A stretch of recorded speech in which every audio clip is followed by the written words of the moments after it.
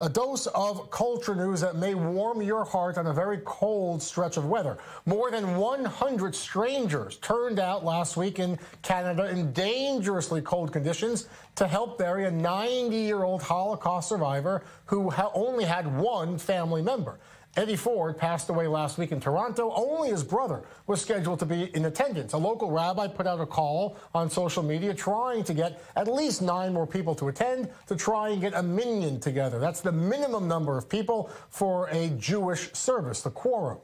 But the polar vortex was in full swing. The temperatures were minus 20 degrees Celsius, minus 4 Fahrenheit, and the rabbi worried that people would not show up.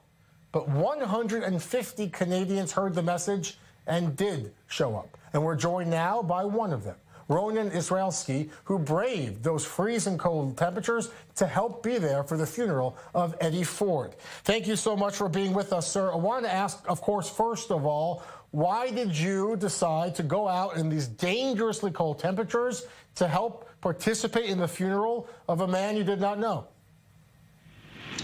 Well, 2 years ago, my father, who survived through the Holocaust, also passed away.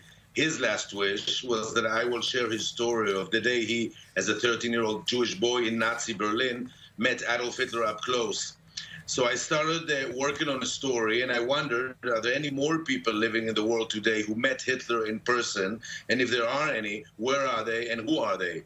So I started a search, and that led me to a hunting journey in all corners of the world after the last remaining living people in the world today who knew Hitler. I got exclusive interviews with Hitler's most loyal men, but nothing has prepared me for the inspiring story that actually found me last weekend.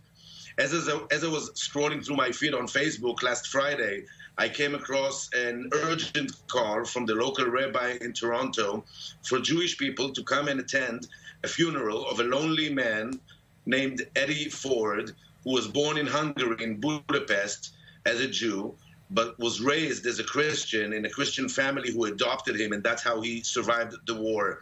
Eddie got to Canada when he was about 16 years old.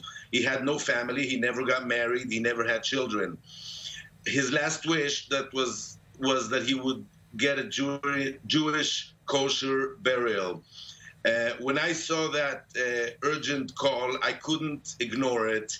As I said, Holocaust stories are something that is very close to my heart. Only a person that comes from a Holocaust survival family knows the sensitivity of the issue. Yeah, Ronen, we're covering the story. As you mentioned, we should note this is a man who was adopted, raised really by a Christian family, adopted a Christian identity for most of his life, but on his deathbed, when at the very end of his life, told the hospital doctors, asked for a rabbi, decided he wanted to be buried in a Jewish tradition. Even though he wasn't a practicing Jew, he knew that in his core, he was a Jewish man. You helped spread the word yourself, Ronen, and you ended up, there were about 150 or so people at this funeral. Emotionally, tell me what it was like for you to be there, as cold as it was, to be there for him in this event. Well, it was in an open graveyard field in North Toronto. It was minus 25 degrees. The wind was blowing. The snow was everywhere covering us. We were standing there, all of us trying to stand close to one each other to keep the warmth as one body.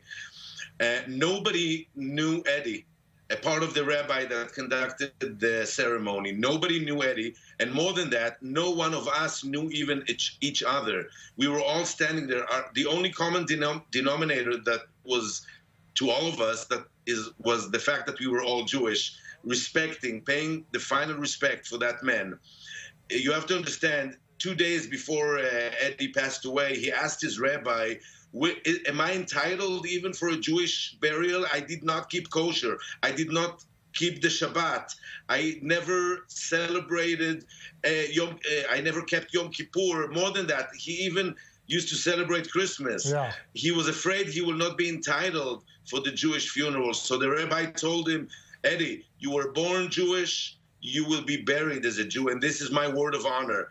And I have to admit, Rabbi Saul Newman from Toronto did a fantastic job in organizing this emotional ceremony. Absolutely.